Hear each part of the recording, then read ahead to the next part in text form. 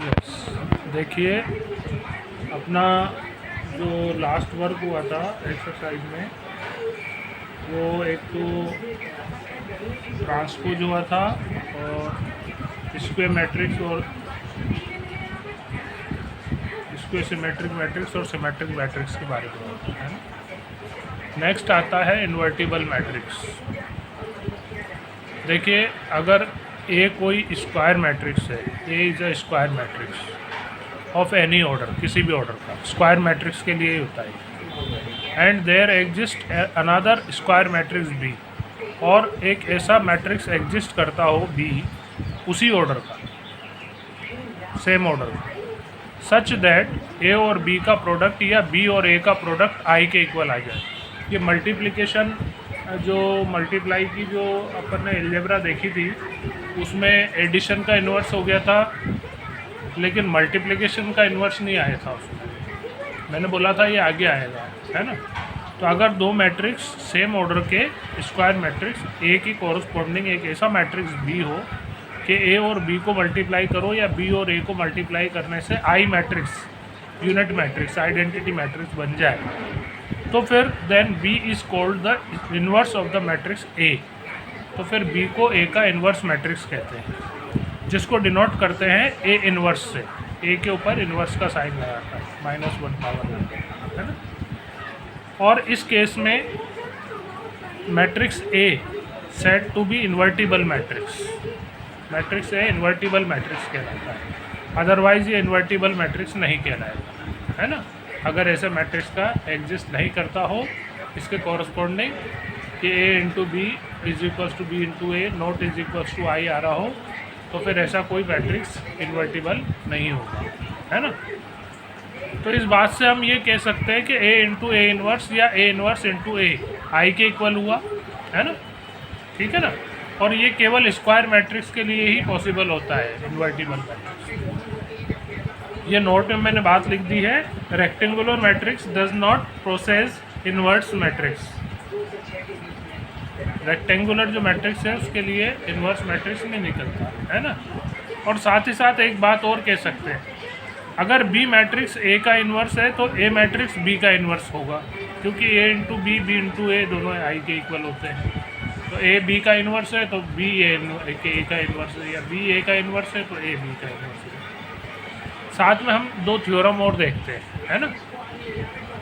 एक थ्योरम है कि किसी भी मैट्रिक्स, स्क्वायर मैट्रिक्स ए का जो इन्वर्स मैट्रिक्स होता है, अगर वो एग्जिस्ट करता है तो वो यूनिक होता है। यूनिक मतलब एक ही होता है, एक ही ऐसा कोई मैट्रिक्स इन्वर्स हो सकता है उसके कॉरस्पॉन्डिंग। तो जैसे हम इसका प्रूफ लेते हैं, जैसे हम मान लेते हैं कि बी और सी दो मैट्रिक्स है जो किसी मैट्रिक्स ए के स्क्वायर मैट्रिक्स ए के इन्वर्स मैट्रिक्स है ना।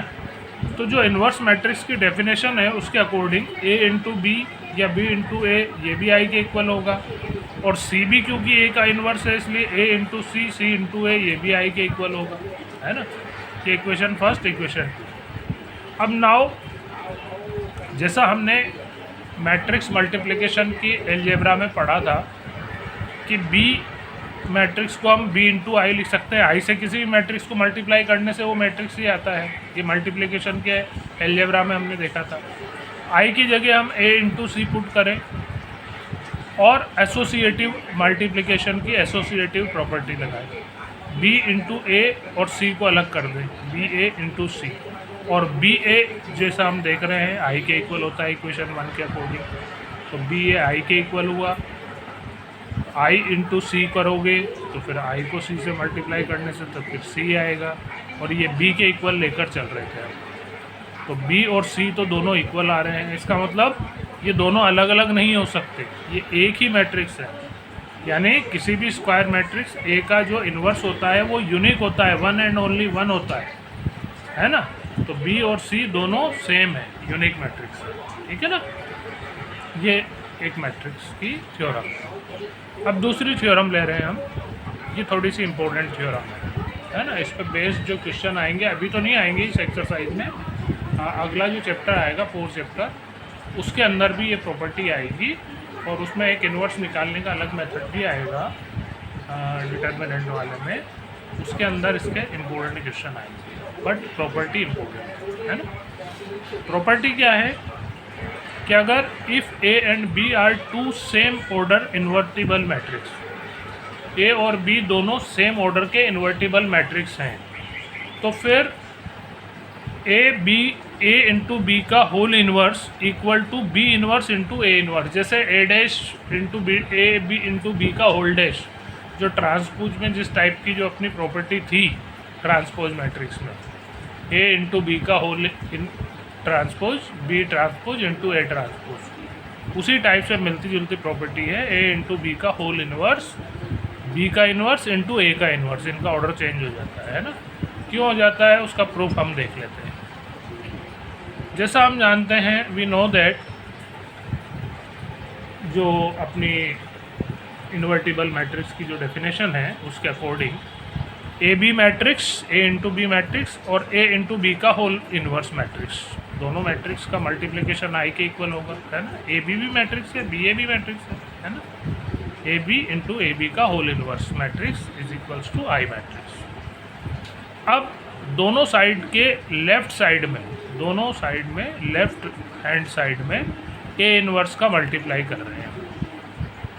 ए इन्वर्स इंटू ए बी का whole inverse is equals to A inverse into I. अब इधर LHS में हम एसोसिएटिव प्रॉपर्टी लगा रहे हैं। ए इन्वर्स के साथ ए को ले लेते हैं और बी को अलग कर देते हैं इंटू ए बी का होल इन्वर्स। और इधर RHS में जो चल रहा है ए इन्वर्स इंटू आई, आई से तो किसी को भी मल्टीप्लाई करोगे तो वही मैट्रिक्स आएगा, ए इन्वर्स ही आएगा, है ना। अच्छा, इधर ए इन्वर्स इंटू ए, ये आई बन गया आपका, और आई को बी से मल्टीप्लाई करोगे तो ये बी बन जाएगा। तो बी इंटू ए बी का whole inverse is equals to A inverse. ये एक इक्वेशन आ गई अपनी। अब इसी इक्वेशन के दोनों साइड में, वही लेफ्ट साइड में बी इन्वर्स का मल्टीप्लाई कर रहे हैं, बोथ साइड में बी इन्वर्स का मल्टीप्लाई कर रहे हैं, है ना। ठीक है, तो ये दोनों साइड में हमने बी इन्वर्स का मल्टीप्लाई कर दिया। B inverse into B into A B का whole inverse is equals to B inverse into A inverse. फिर वही एसोसिएटिव, वो बी इन्वर्स इंटू बी ये बनेगा आई आपका, और आई को ए इंटू बी का होल इन्वर्स से मल्टीप्लाई करोगे, जिससे भी आई को मल्टीप्लाई करोगे तो वही मैट्रिक्स आएगा। तो ए बी का whole inverse is equals to B inverse into A inverse. तो ये प्रॉपर्टी आपकी प्रूफ हो जाती है, ठीक है ना। तो आज हम थोड़ा सा इतना सा ही ले रहे हैं, है ना। अभी स्टार्टिंग किया है, अभी फिर वो नोट्स में मैं बना लूँगा, है ना।